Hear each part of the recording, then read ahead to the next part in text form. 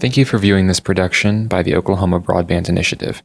The Oklahoma Broadband Initiative is a collaborative effort by the Oklahoma Office of Management and Enterprise Services, OneNet, and the University of Oklahoma. The initiative seeks to enhance broadband utilization, expand infrastructure, and use our research to guide the future of broadband in the state of Oklahoma. The materials for this presentation have been graciously provided by the United States Federal Trade Commission. It's safe to say that you're probably the internet expert in your home. You probably know more about the internet and what you can do with it than, say, your parents, or your guardians, or even your older siblings know. If the internet access that you have isn't meeting your needs, it's important that you have a discussion with the people who make the buying decisions concerning your internet connection, like your parents. Explain to them that you need the internet for your schoolwork or however it is that you need to make use of it. Because it's important to remember that people of different ages see the internet differently and use it differently. You can actually act as a resource for those who are less knowledgeable about the internet.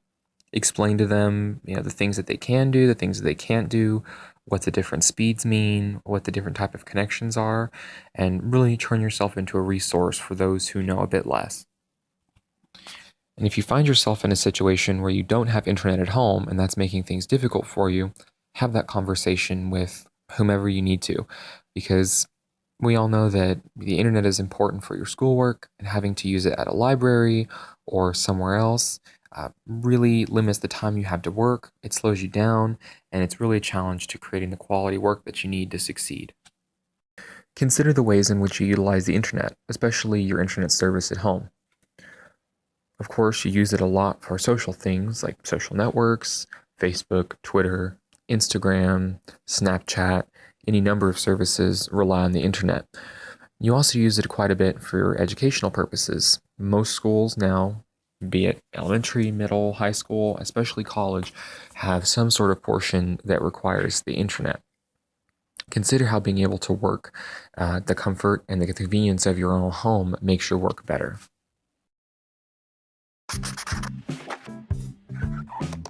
We spend a lot of our lives online. We text, we play games, we share photos and video. And as we do these things, it's easy to get caught up and not think before we post or click. It can be easy to overshare and embarrass yourself or someone else. So no matter how fast your fingers fly on a keyboard or cell phone, the best tool you have to avoid risk is your brain. So when you're ready to send a text or post a picture or video, stop and think. Do you want a message or photo you posted to show up years from now? When you apply for college or a job?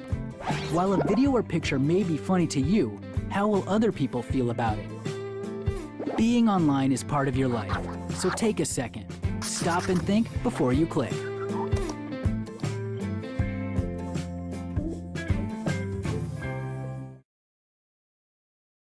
Now, NetCetera is a program that helps us think about the different challenges that come with so much internet access. So with us spending so much time online, there are things to consider outside of just what we need or want to do. There are safety concerns and behavioral concerns and different things. The internet is a new frontier, and all of us, whether we're young or very old, are still getting a feel for how exactly to use the internet and what role it's going to play in our lives. And frankly, that changes every day with new possibilities being created. So let's reflect for a moment on exactly what type of things we use the internet for. Of course, we socialize. There's a huge amount of networks to do so. Instagram, Vine, Tumblr, YouTube, Facebook, Snapchat, Twitter, Reddit, Pinterest, and there's so many more.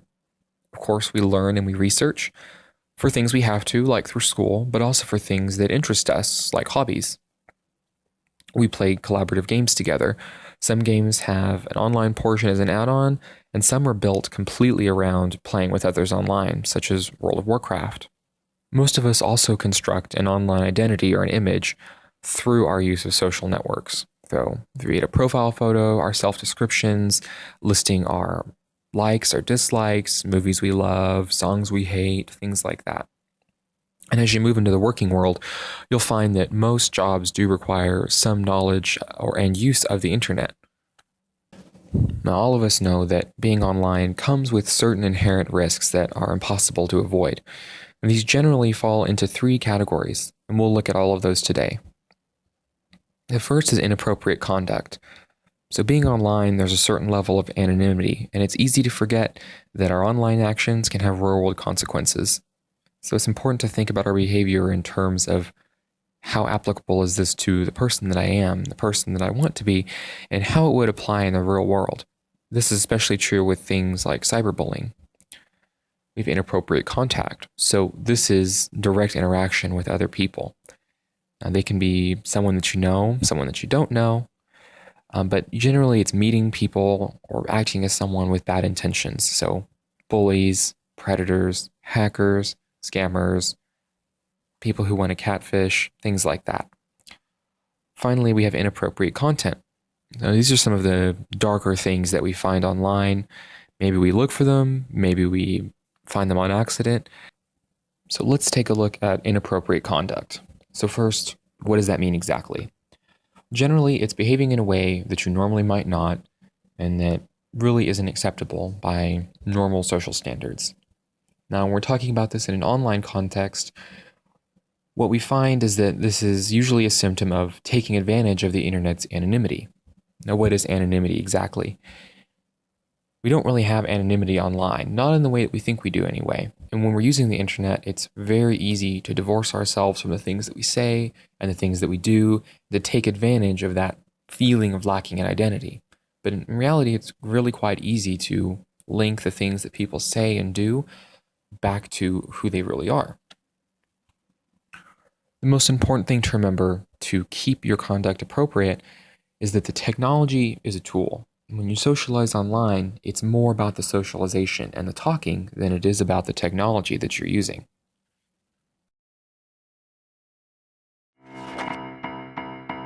We spend lots of time online. We text, we comment, we share. It's a big part of our lives. But communicating with someone online is just like talking to them in real life. Everyone appreciates politeness, and no one likes it when people make fun, spread gossip, rumors, or lies. The fact is, some people do try to hurt others online. It's called cyberbullying, and it's a lose-lose situation. It makes the person being harassed feel bad, and it makes the bully look bad. It might lead to trouble with school authorities or even the police. If someone's harassing you online, it's important not to respond. That's because bullies are looking for a reaction. Block them if you can. Ignore them if you can't. If it continues, save the evidence and ask an adult for help. And don't be afraid to stand up for yourself or to stand up for someone else being cyberbullied. This behavior usually stops pretty quickly when someone speaks up. And when you're communicating online, remember to treat people the way you'd like to be treated. Know how to handle yourself, because being online is part of your life. So stop and think before you click.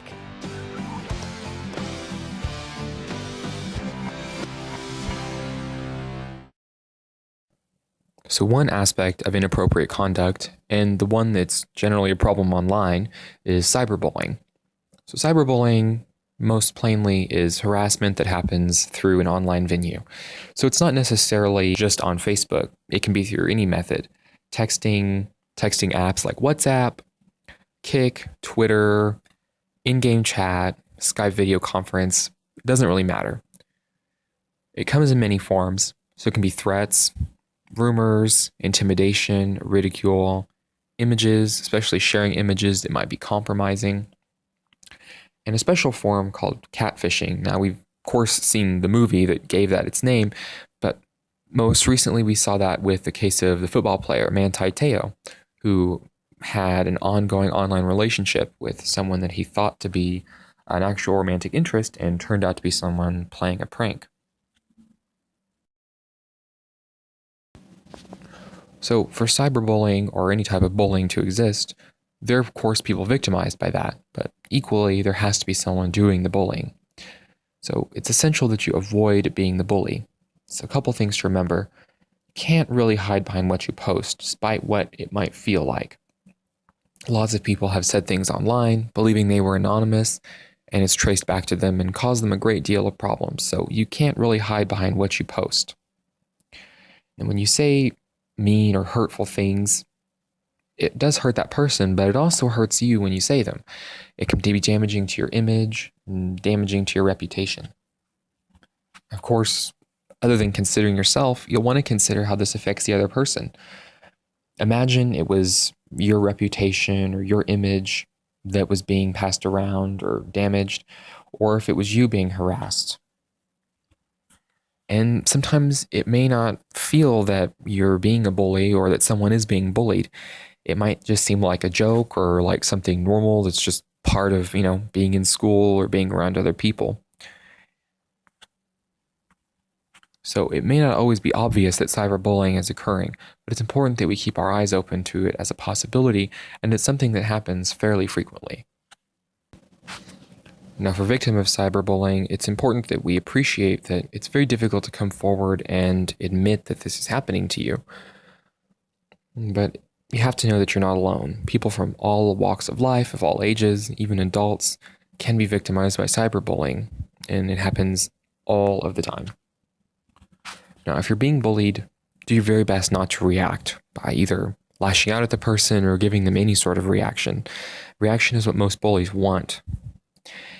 Now, one of the unique things with cyberbullying is that it's possible to save the evidence and prove that, this person is treating you badly and saying these awful things. Another unique facet of cyberbullying is that you can block or delete the bully, at least insofar as online services.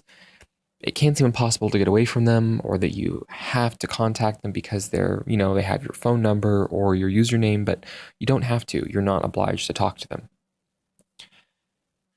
If someone has set up a fake profile or is impersonating you, report it to the company that manages the profile to have it taken down.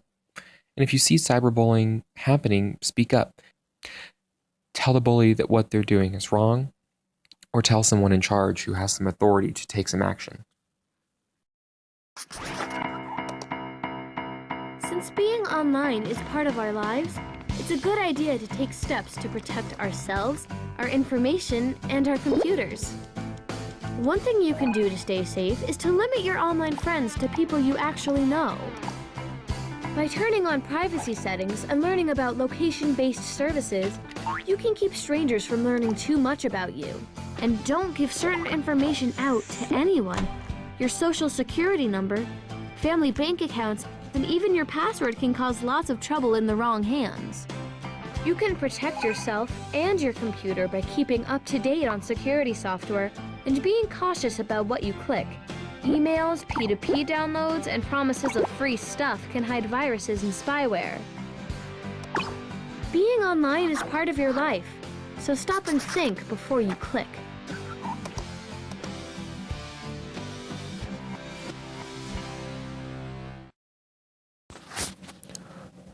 Let's move on to our second topic, inappropriate contact. Now, just like inappropriate conduct, inappropriate contact can take on several forms. Here we see people oversharing information.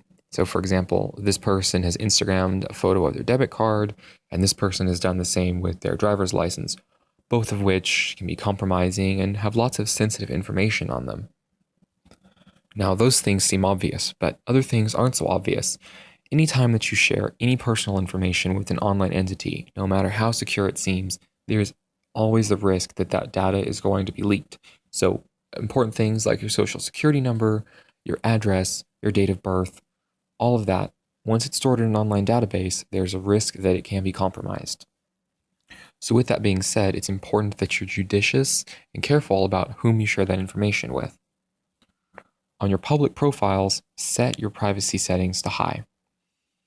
The things that you have on there might seem minor, but to someone who's trying to break into your accounts, the hints that you put on there about passwords and usernames can really be helpful and can put your data at an even greater risk. So something you may not be aware of, but that happens more and more frequently, is social engineering. Social engineering is a type of manipulation, a type of psychological manipulation that is taken on victims to get them to divulge information willingly. So rather than breaking into something and stealing the information, they utilize online resources or maybe a phone call to trick you into thinking that there's someone that you should give the information to, such as your bank or customer support for a specific company. So if you're ever unsure about the information that someone's asking for, and you don't have complete confidence that they are who they say they are, don't give them the information. There are, of course, outside of identity thieves, other people who may have inappropriate contact with you online. So these are other people with bad intentions. Like we mentioned before, catfishers, scammers, also bullies, hackers, and people who are predatory. Now, we've all seen the shows like How to Catch a Predator or things like that that show us that there are actually people who use online resources to try to trick others into a situation that can be very dangerous. There are lots of examples of people who thought they were maybe meeting someone who they thought was their age or that they had some sort of friendly or romantic interest in that turned out to be a predator, someone older than them who meant to do them harm. So it's most important that if you don't know the person you're talking to, in reality, in real life, you've never met them before, that you be extremely cautious, and it might be better to not talk to them at all. Meeting new friends and new people online is one of the amazing things about the internet, but it's extremely easy for someone who wants to hurt you or cause you problems to pretend to be someone that they aren't, build up fake profiles, use stolen pictures, and then take advantage of you. So if you don't trust the gut feeling that you have or anything gives you suspicions, please take steps to keep yourself safe. So we all know that there are lots of fun and interesting things to look at and to do online. But we also know there's an equal amount of awful, rather unfortunate things. And these sort of things fall under the category of inappropriate content. So what is that exactly? So inappropriate content is things that you see or make online, as well as things that are sent by or sent to you. Now, most of the time, this is images or texts that relate to one of the following topics. Violence, especially gratuitous violence, explicit adult images, illegal drug use, or anything that relates to hate speech. It can also be statements that are false or damaging to another person. And finally, it can be sharing or posting others' personal information or their intellectual property without consent. Now, as we get older, we really have to learn to police ourselves and take responsibility for the kind of content that we seek out online. So it's always important to keep that in mind as you browse.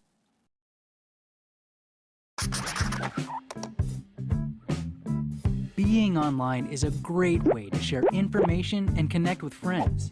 But it's important to remember that the things we post online can affect people in the real world. Before you post anything online, ask yourself a few questions. How would you feel if your family, your teachers, your coaches, or your neighbors found it? Even if you turn on privacy settings, it's impossible to completely control who sees what you post, or when. Do you want a message or photo you posted to show up years from now when you apply for college or a job? Once you post information online, you can't take it back. Even if you delete it, it can still live somewhere else. While a video or picture may be funny to you, it may be embarrassing or hurtful for someone else. Being online is part of your life, so stop and think before you click.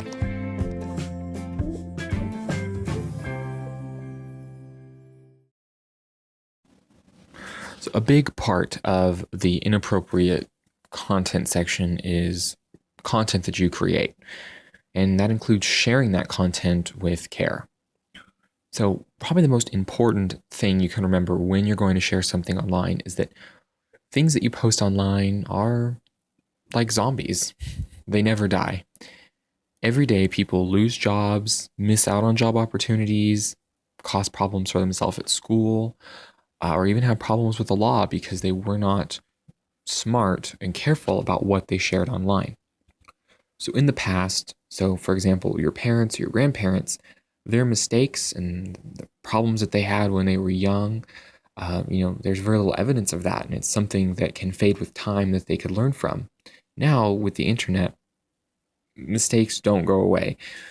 They linger, they bother you, they come up over and over again. And even when you delete something, so for example, you're going for a job interview or applying to colleges, so you take some time to clean up your Facebook or your Twitter, maybe get rid of some things that don't look too great. Those things aren't gone. companies keep a copy of everything. And Google caches all content that it comes in contact with. Twitter, everything that you tweet goes directly into a database with the Library of Congress, where it is saved forever, even when you delete it from your own timeline. Your privacy settings are another example. Your privacy absolutely cannot be guaranteed once you publish something. Facebook and other services have had constant problems managing privacy. So, for example, you share a status update, you block it from certain groups of people or block it from certain individuals. It's not too hard for them to create another profile or log in with someone else's profile to see the information that you blocked from them. Now, sometimes the information that you're publishing isn't entirely yours. Things like gossiping or passing along messages or images that are of someone else, especially ones that might hurt their feelings or be damaging to their reputation, really makes you a part of this sharing with care problem. So being a part of the rumor mill, being a part of the group that's passing along this damaging information makes you a part of the problem. So that's something that you'll definitely want to avoid. So concerning sharing information online, one of the realities of entering the job market, whether after high school or after college or after trade school, is that when you apply for a job, your employers are going to check out your social media content. As we can see in this particular survey, during the hiring process, 76% of employers checked their prospective employees' Facebooks, 53% checked Twitter, and only 48% checked LinkedIn. Now, that might seem weird because LinkedIn is created for that sort of thing, but it's because employers know that on LinkedIn, a professional type of website, people tend to keep content very low-key and very plain, whereas on Facebook, we give a little more of ourselves. We reflect a little bit more on the things we like, the things we don't like, the things that we do, and can sometimes be reflective of our realistic behavior. And more importantly, we see that the degree of this it's huge. It's overwhelming. 91% of employers use social networks to screen their applicants during the hiring process. So the likelihood that your accounts are being checked whenever you apply to a job is overwhelming. Now, as to when employers are checking this information, most of them, just a little bit less than half, are checking it before they even talk to you. So this might be your actual first impression on the person who makes the decision on whether or not to hire you. 47% check your social networks after receiving your application, but before ever having a conversation with you.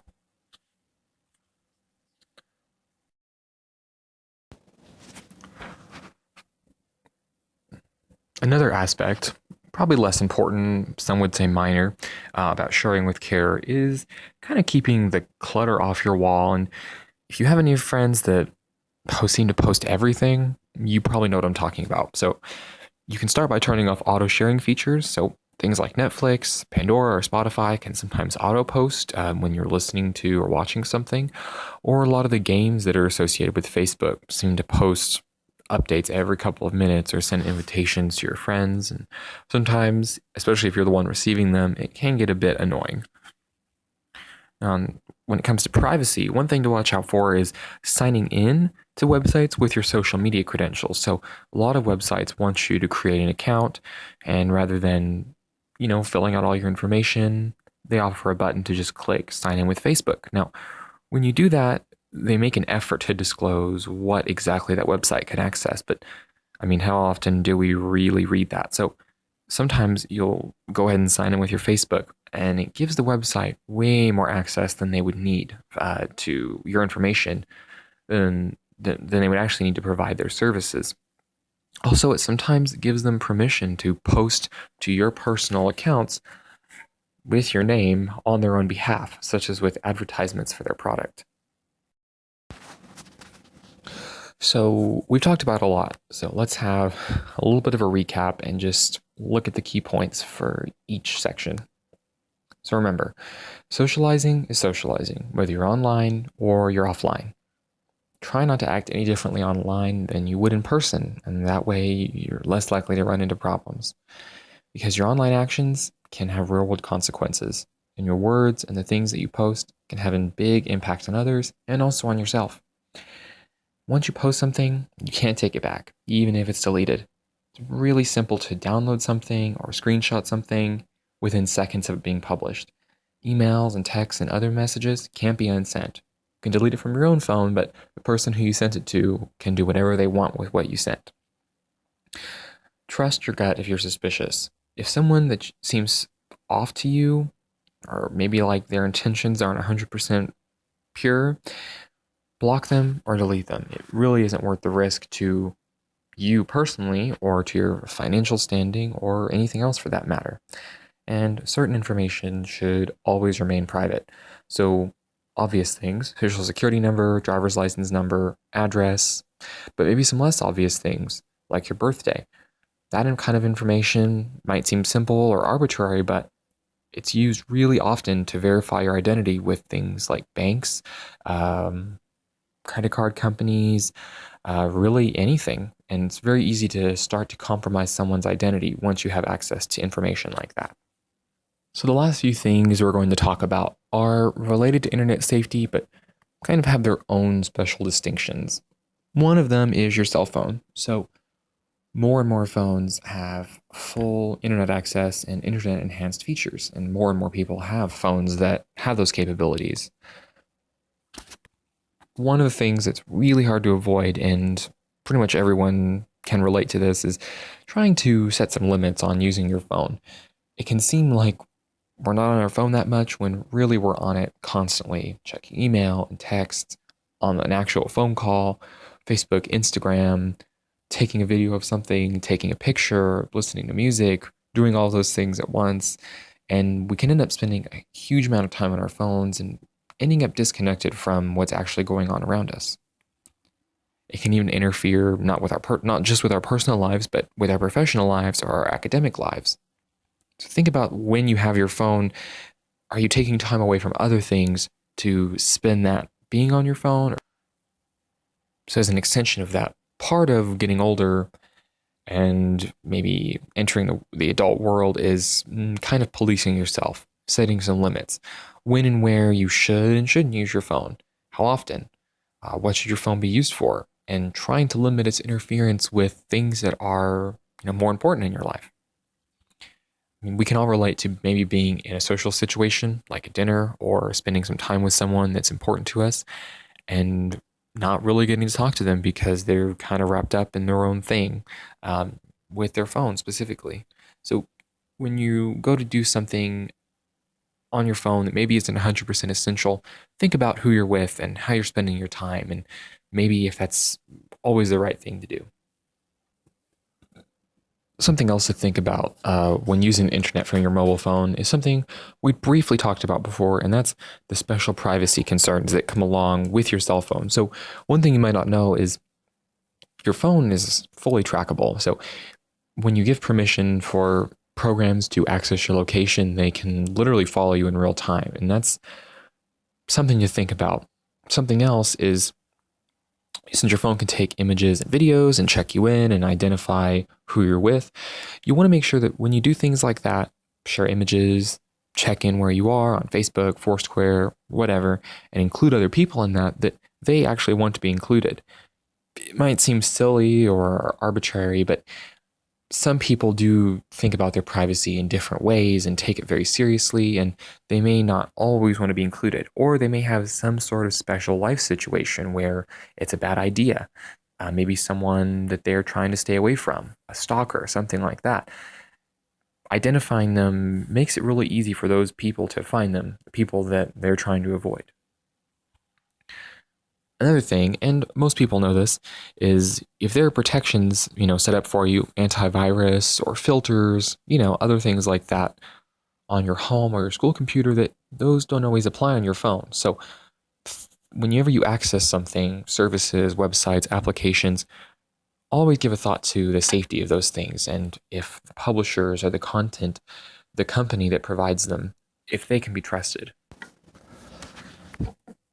So the final risk or topic we want to talk about with our cell phones is a little racy, but I think it's important that we talk about it, and that's sexting. And as you can see on the slide, we can safely say that it's one of the worst ideas ever.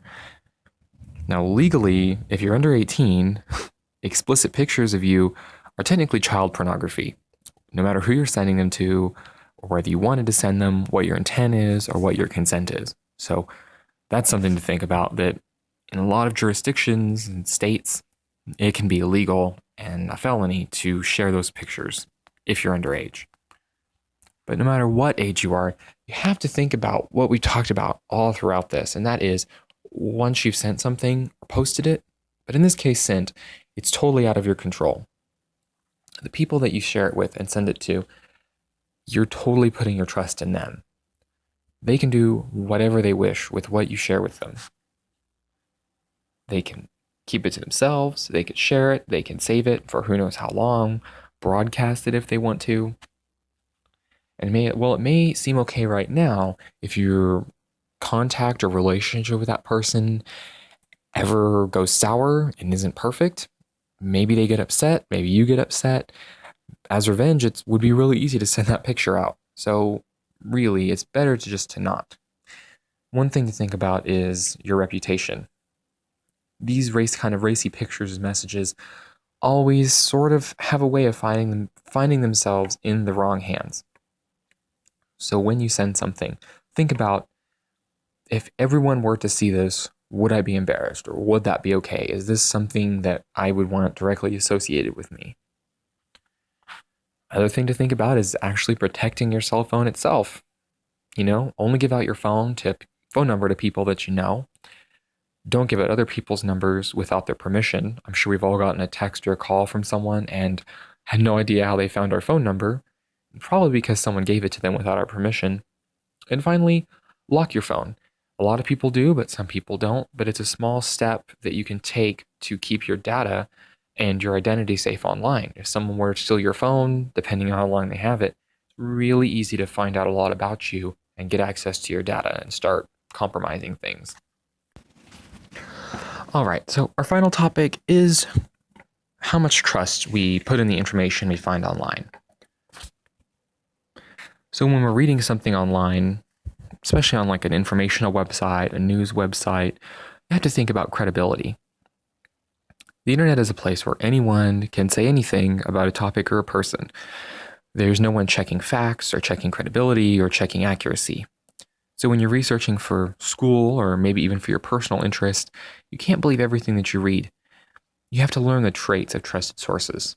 So maybe being able to tell the difference between fact and opinion, thinking about who the author is, if they give their name or not, what companies or organizations sponsor a website, and if what that source says tends to match with what others are saying or what you know to be true about that topic. The best advice when you're looking at something official like for school is to use approved resources, things that we already know are safe and can be trusted. And be on the lookout for things that give misinformation, like counterfeit sites or parody sites that have been digitally vandalized. So we've probably all seen a website that's been hacked as a joke and, has something crazy on it. But more seriously, there are sites that push an agenda or an ideology. Some sites are meant as a joke, but some are intentionally misleading. If you have any questions, please feel free to check out the online resources that come with this program provided by the Federal Trade Commission, or to contact us directly at the Oklahoma Broadband Initiative. Thank you.